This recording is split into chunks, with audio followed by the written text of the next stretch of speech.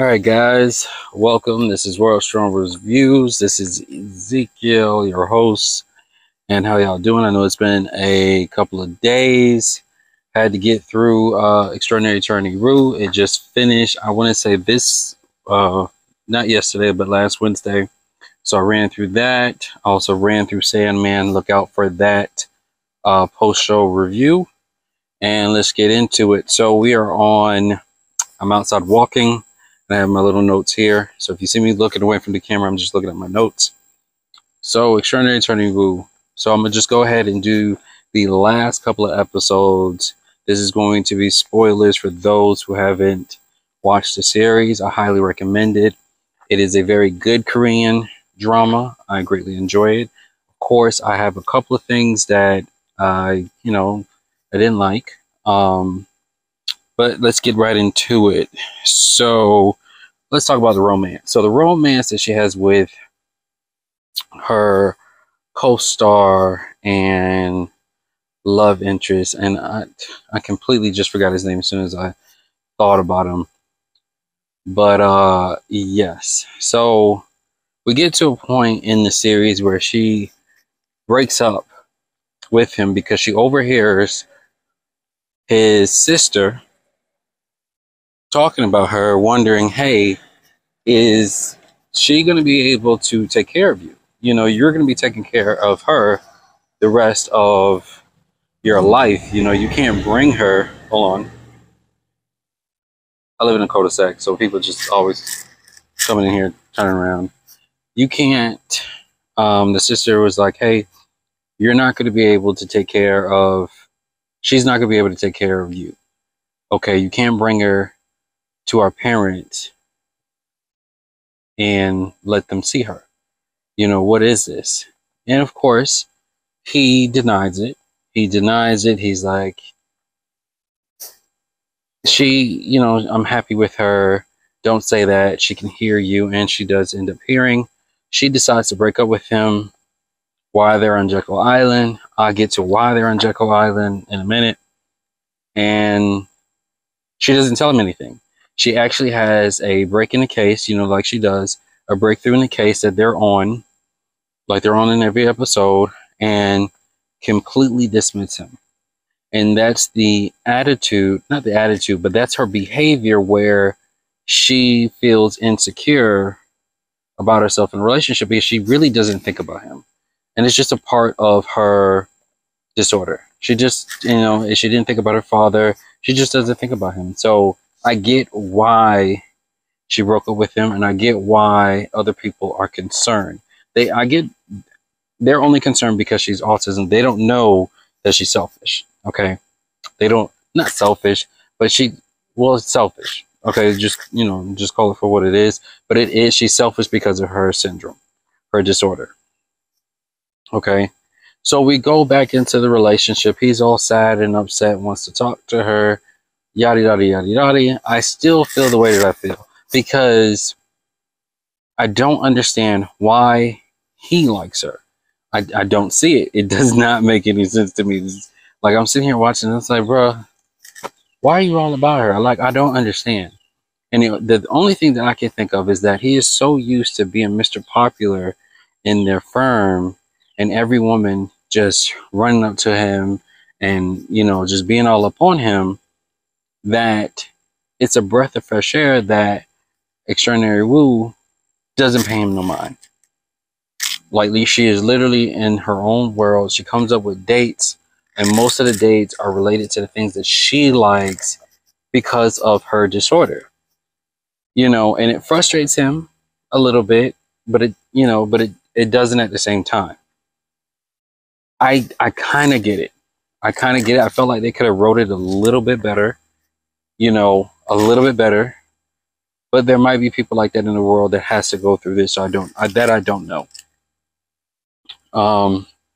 One of the things, just for example, for those who didn't watch this far, again, spoiler, that she can only hold hands with people for 56 seconds, like literally 56 seconds. I think that was hilarious. That was one of the funniest things. Like, she tried though. She tried. And certain foods she can't eat. I'm a picky eater myself, even though I'm a foodie. I'm a picky eater myself. And she tried to eat when they go out, she try. She got a look on the face like, and like she couldn't even swallow it. Like she tries. So I can see the effort. I can appreciate it, and he does look out for her quite a bit. But outside of that, I still don't see the relationship. Now let's get into why they went to Jekyll Island. So last, I would say episode 16, 15, 14. So we're just skipping. Give me a second because it just irritates me. So they went to Jekyll Island because out of nowhere, her boss, the head attorney, is sick with cancer. Left field. Came out of nowhere. I felt like they just threw this in there. There was really no reason for this to happen in the story. It just came out of nowhere. And then you wait until episode 14. You didn't get to the mother. You didn't get to any of the overarching arcs, like the situation with her going to Boston, for those who watched the show, you know, her dealing with her mother, you know, her and like her father's having secret conversations with the CEO and secret conversations with the mother. We didn't get into any of that. We didn't break any of that down in episode 14. Now, mind you, there's only 16 episodes in the season. Okay. No, didn't get into that. Homeboy just gets sick, got cancer, wants to go to Jekyll Island. He's acting a little different. We're going into his history. They go to Jekyll Island. She breaks up with the dude, her boyfriend, and then they're looking for a chef because the head attorney wants to eat this food because he might die. He gets the surgery in episode 15. Turns out that he's not dying, but his ex-wife wants him to quit his job because he's all about working. That's why they got a divorce in the first place. I'm saying, like, bro, we're in episode 15, and we're not going over anything related to the mother. Any of the big drama stuff. Guess what episode they decide to go over everything? Episode 16. Now, this isn't the only series that does this. Now, this is one of my pet peeves with Korean shows. I feel like I'm missing something being American, but a lot of times they wait until episode, like the second half of episode 15 or episode 16 to start closing the arcs, to start, finishing up the arcs. And it's always rushed. I'm like, this wasn't even close. So I don't even know if they get back together. She visits her mother about a whole separate case that they threw in at the end involving a brother. I forgot to mention that. Involving a brother that they just throw in episode 15. I said, oh, okay. So wait a minute. So the mama had another husband and then had another kid? I don't remember them saying that in the early episodes. Nope. Just throw it in there. We're just going to throw it in there. So I'm sitting here like, all this good drama on the last episode. So I'm sitting here looking at the clock. Okay, they're going to get to it. They're going to, okay, how does the mother feel? Is she going to go to Boston? Is she going to listen to the father? Wait, did she even talk to the daddy? I don't even know what's going on. Like, it just frustrates me. Because, like I said, the show overall, for those who haven't seen it, who's listening to this, the show is good. The pacing is wonderful. But for some odd reason, they just throw things in. And this isn't the only show that does this. A lot of Korean shows do this. They just throw random plot points in, getting all the way down to episode 15, 16, and then they want to rush everything.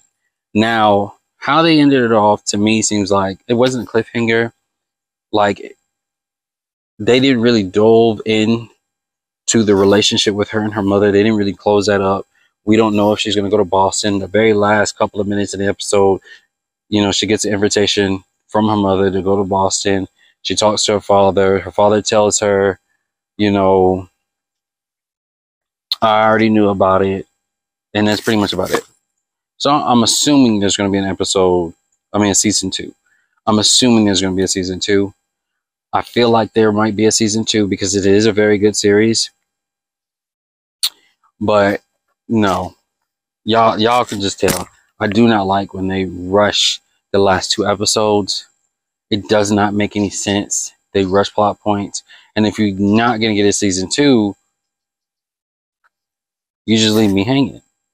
You know, so sometimes the shows are so good, you know, and some shows know how to stick the landing. I recommend what is it called? Guardian, The Lonely Guardian, all-star cast, acting, soundtrack, writing, everything's on point. What is it called? Monarch, the Eternal King, or the King Eternal Monarch, one of those. Excellent. It's my top two series.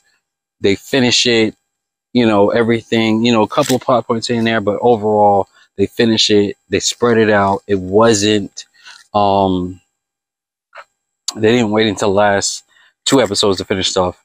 Another one is It's Okay Not to Be Okay. That's a good series too. It's one of my favorites. The actress in there, love her. Love her. She needs to do more. But she is doing movies backwards and forth. I can't think of her name right now. So, let me see what else we got here.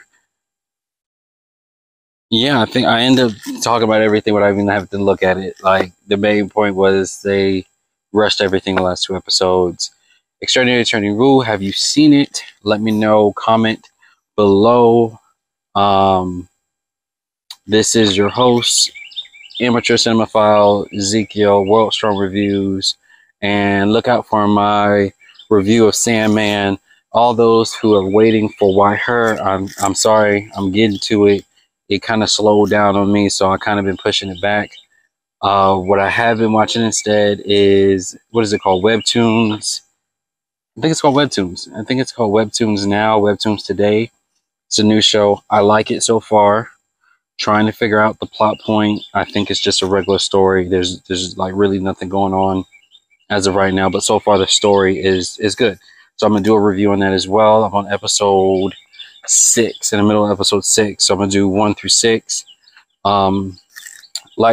Like, subscribe, share, and I'll see you later.